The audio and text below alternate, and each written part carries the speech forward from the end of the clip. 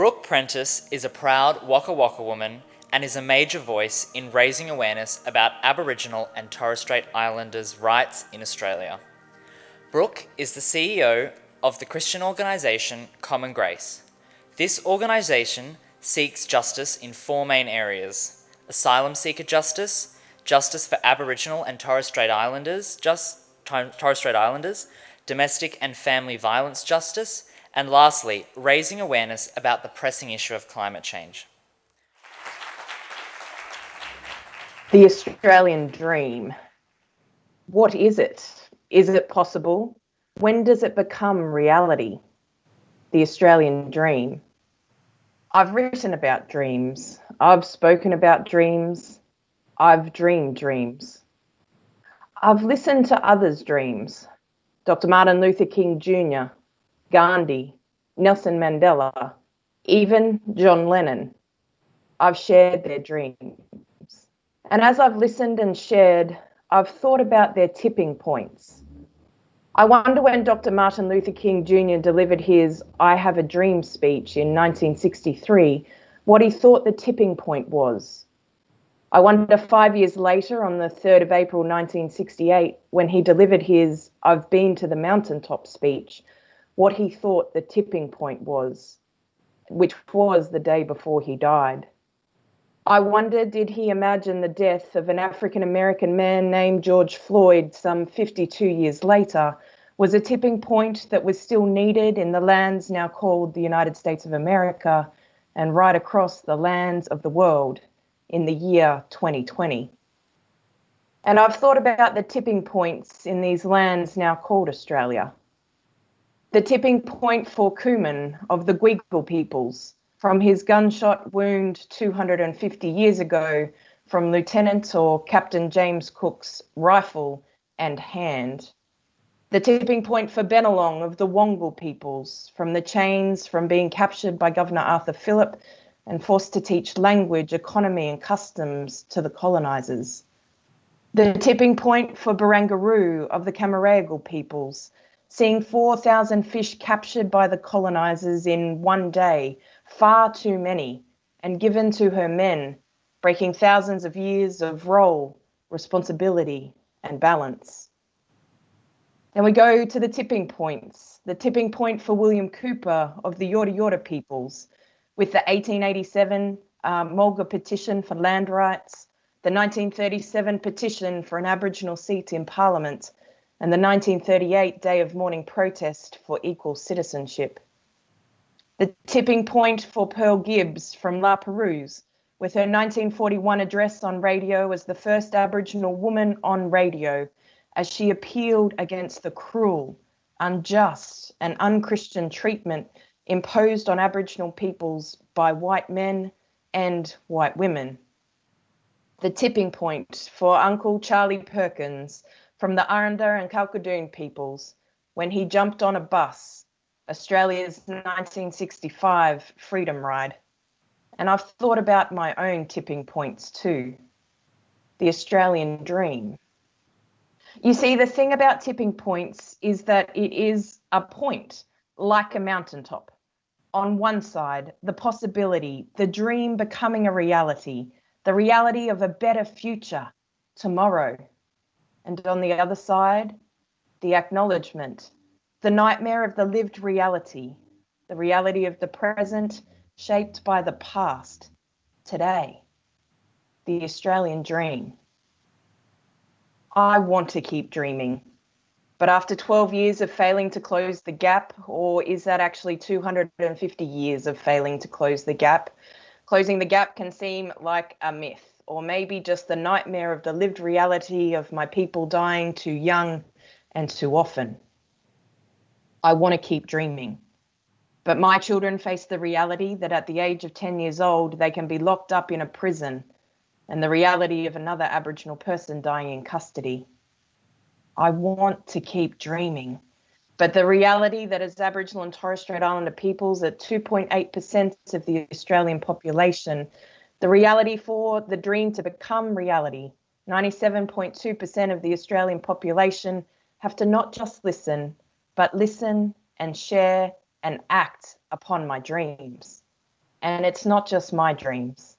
It's the dreams of those Aboriginal peoples who have gone before, in our acknowledgement of country where we say those elders past and present. It's the dreams of those Aboriginal children growing up in these lands now called Australia, those elders' future. And I want to believe with all my heart that it is actually all of you, our non-Indigenous brothers and sisters of many cultures. I want to believe you will share with me my dream of building an Australia we build together, an Australia built on truth, justice, love, and hope.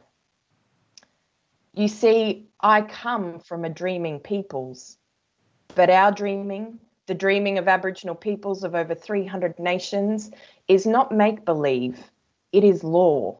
That's law, L-O-R-E, and law, L-A-W.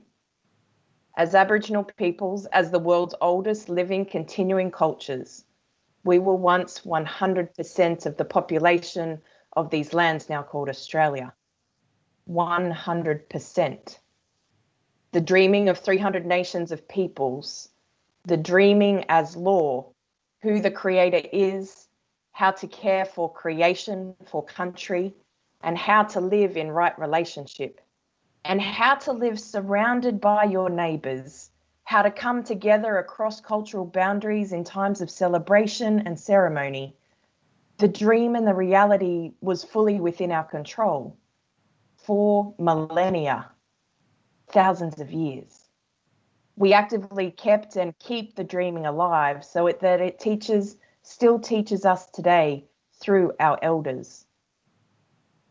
A younger Aboriginal Christian leader once asked one of the elders who's done extensive work around Aboriginal language. The younger Aboriginal Christian leader asked, "Auntie, what is this Aboriginal nation's word for freedom?" The elder said, "We don't have one." The younger leader, being confused, said, "I don't understand." And the elder went on, "Well, bub, when you have always had freedom like we did before colonisation, you don't know any different, and therefore the word is not required in our language." The Australian dream. I wonder, do you actually know the Australian story? Not the one that starts with the first fleet, but the one of these lands now called Australia. It's a story that's thousands of years old. If you don't know the Australian story, how can you dream the Australian dream? Nightmares, freedom, dreams, justice. We, all of us together, stand upon the tipping point, or maybe it's many tipping points. And so I think of my own tipping points. The tipping point of 11-year-old Brooke Prentis being told a racist Aboriginal joke in the schoolyard that drove her to fight for justice for her peoples. The tipping point of 17-year-old Brooke Prentis campaigning for reconciliation, believing reconciliation would be achieved by the year 2000 and would mean an end to racism, true equality, and a treaty with Aboriginal peoples. The tipping point of 36-year-old Brooke Prentis being told that it was a surprise that she was a chartered accountant because Aboriginal people aren't good at maths. The tipping point of 40-year-old Brooke Prentis in the year 2020, living the answer to prayer, the dream, or maybe still the nightmare of Australia talking about racism in light of the global Black Lives Matter movement. But the question remains, will the 97.2% of Australians stay awake, or will they go back to sleep? Will they continue the great Australian silence by practicing the cult of forgetfulness on a national scale that W.E.H. Stanner spoke of in 1968? Have non-Indigenous Australians in the year 2020, in light of the global Black Lives Matter movement, actually joined us on the mountaintop, or are they still on the ground looking up at the mountain? You see, we've been here before. And maybe to illustrate the point, these tipping points in Australia, We need to go to the most holy, the most sacred place for Australians. As Stan Grant points out, the sporting field. Stan Grant, in those opening minutes of the documentary The Australian Dream, says, sport has a way of really capturing the essence of what's happening in society. Before the Australian Dream documentary, there was Cathy Freeman in 1994, a proud Aboriginal woman who inspired a 14-year-old Brooke Prentis and many others, when Cathy Freeman picked up the Aboriginal flag and ran around the running track at the Commonwealth Games. I thought that was Australia's tipping point.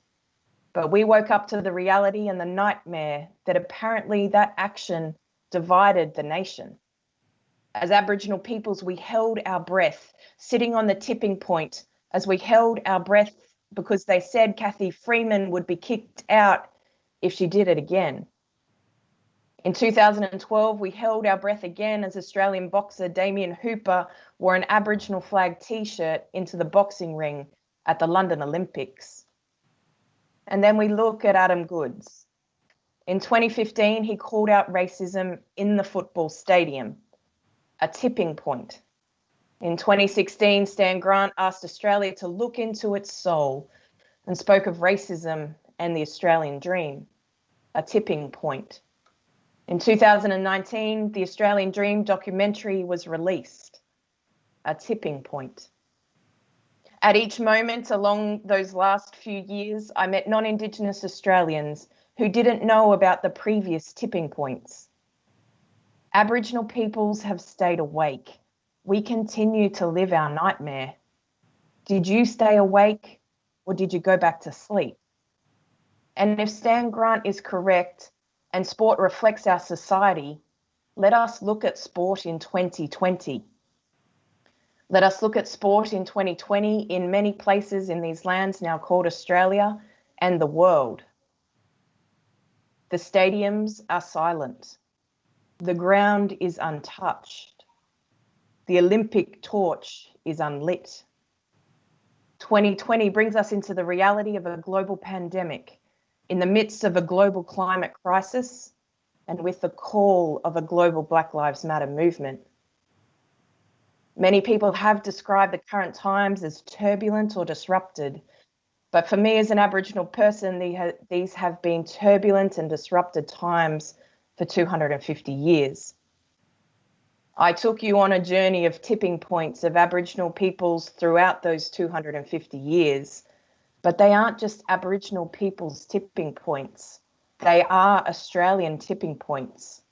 And there is so much that we can learn from Aboriginal peoples: survival, adaptability, resilience, but also community, hope, and above all, love. It's a call, a commitment, a challenge that I hear echoed in Adam Goodes' words when he says, ever since what happened when I was playing footy, I've only ever felt love from community, love from people. Yeah, it's nice to be able to shake their hands and have some photos and share the love back. It's in that uncle's words at the rally at Redfern, where he says, it's up to you and I. It's up to every single human being. We need to put our focus on uniting, on caring and sharing for one another. That means we join hands together. And it's in Uncle Pastor Sir Doug Nicholls' words a few decades ago.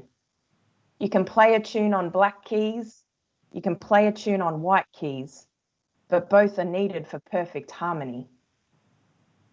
You see, Aboriginal peoples and all peoples facing injustice, we are at the mountaintop, beckoning those at the bottom looking up at the mountain. We are dreaming the dreams and can see the promised land, because the promised land is for each and every one of us, for all peoples. We need each other. This is the Australian dream, not Brooke Prentis's dreams, not Aboriginal people's dreams, the Australian dream. We can do this by uniting for the common good, not just on the football field, but in every sector of society, across every cultural background, across people of all varying abilities. By finding common ground, these lands now called Australia, over 300 nations of Aboriginal peoples and the islands of the Torres Strait, our common ground.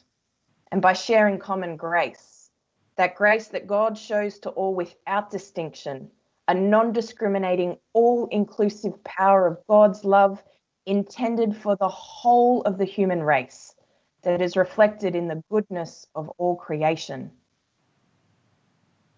Every action does indeed invite a reaction, but the reaction doesn't have to be nasty. It can be love. I still believe in the dream that love can change the world.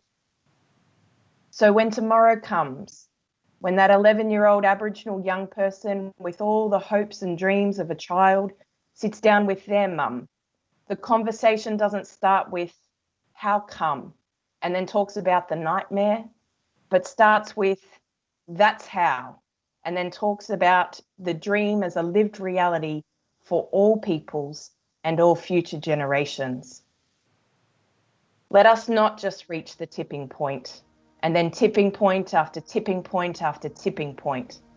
Let's reach the mountaintop of the highest mountain and let us tip over, where all will experience common grace and the Australian dream, where on the other side of the mountain we see, for all peoples of all cultures, justice roll down like waters and righteousness like a mighty stream.